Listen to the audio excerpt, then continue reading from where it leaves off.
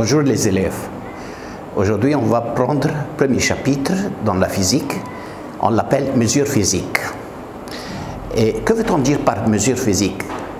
On dit que mesure physique, c'est comparer une quantité inconnue avec une autre quantité de même genre pour savoir combien de fois la première est le produit de la deuxième. Pour comprendre ceci, par exemple, on veut voir quelle est la longueur de ce crayon. On va comparer cette longueur, qui est une quantité inconnue, avec le centimètre de la règle pour savoir combien de fois cette longueur est le centimètre. Un autre exemple, on veut voir quelle est la masse de ce crayon.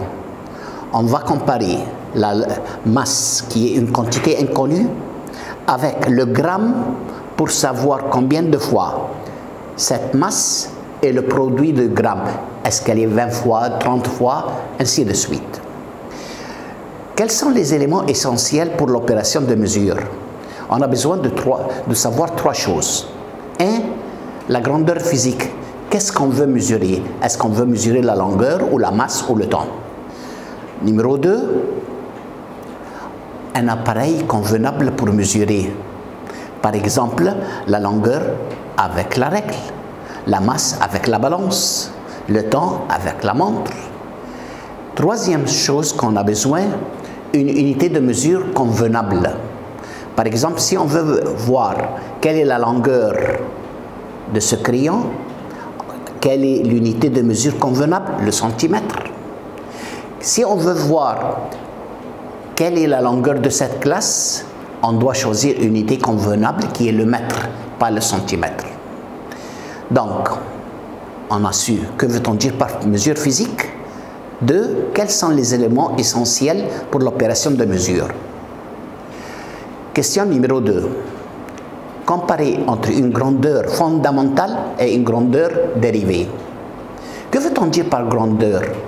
Grandeur, c'est-à-dire n'importe quelle quantité qui peut augmenter ou qui peut diminuer.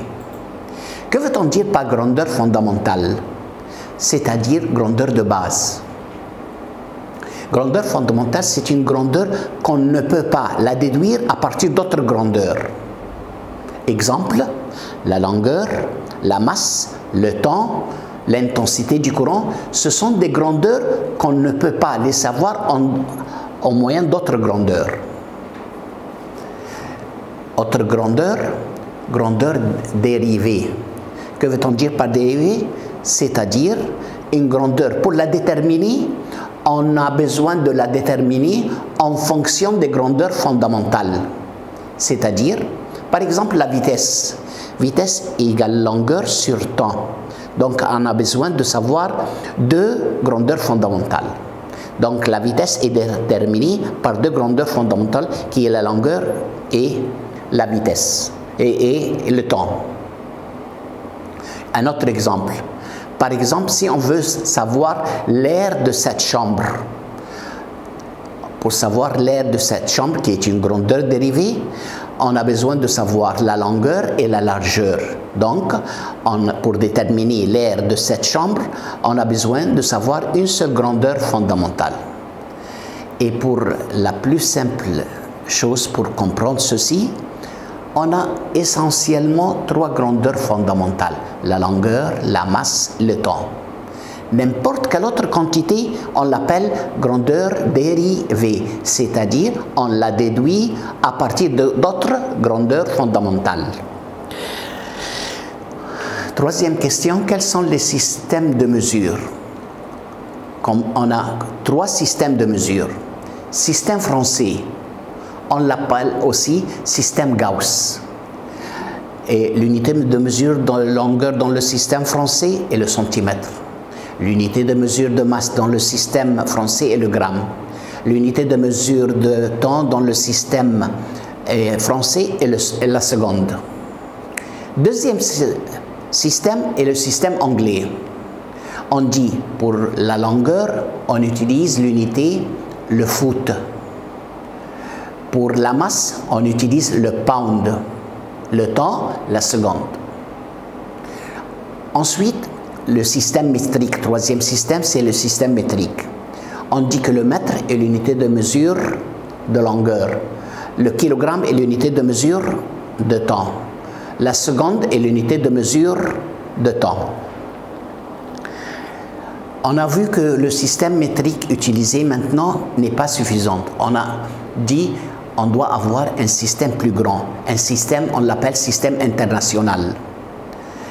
Il comprend 9 grandeurs. Quelles sont les 9 grandeurs du système international? Le mètre pour l'unité de mesure de longueur, le kilogramme est l'unité de mesure de masse, la seconde est l'unité de mesure de temps. Comme le système métrique, il nous reste 6. Quels sont les 6?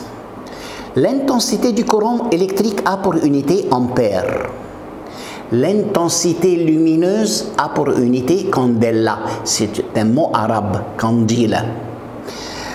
L'unité de mesure de température degré Kelvin.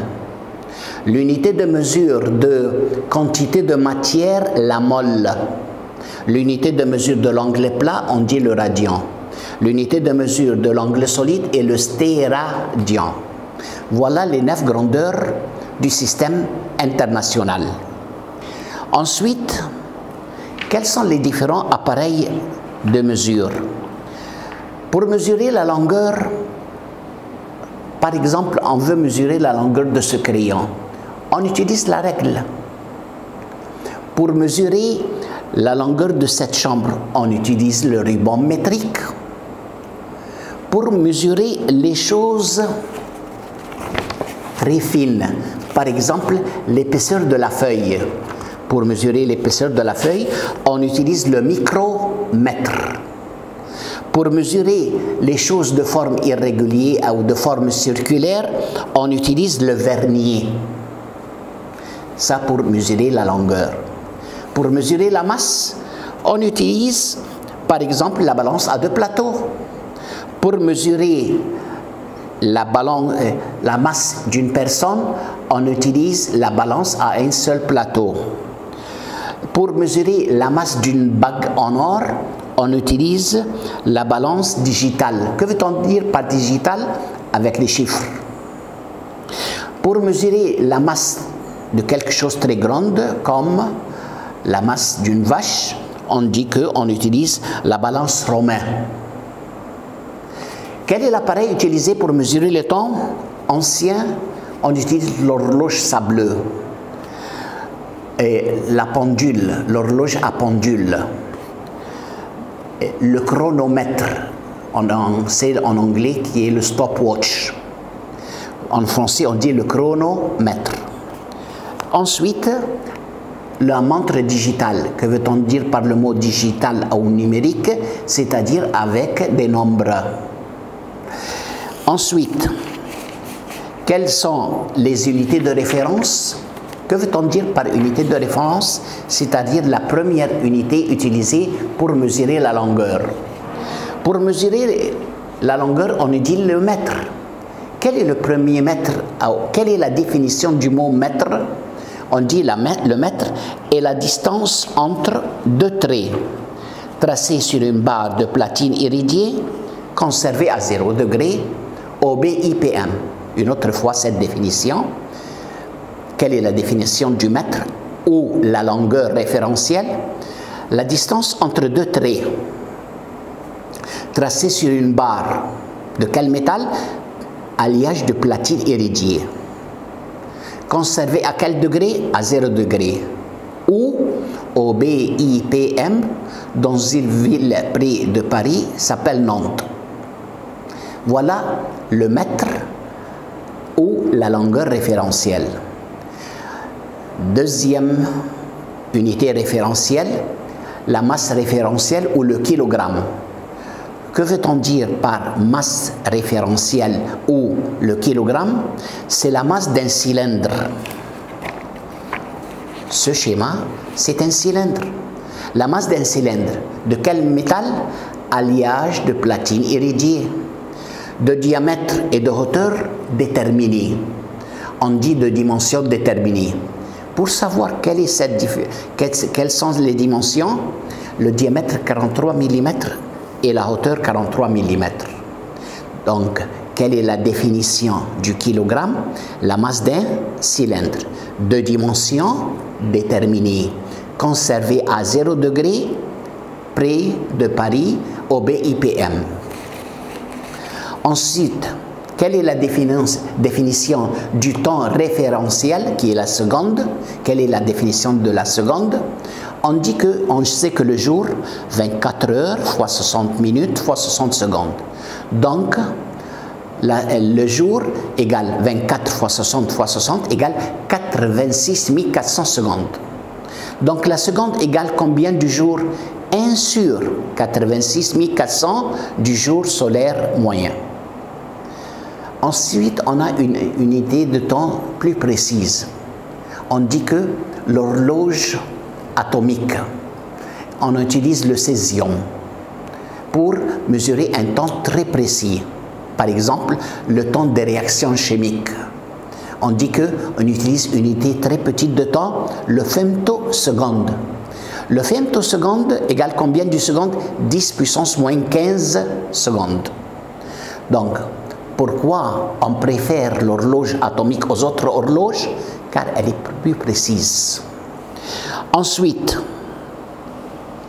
que veut-on dire par équation aux dimensions? On dit que équation aux dimensions représentait la formule physique par des symboles. Quels sont ces trois symboles? M,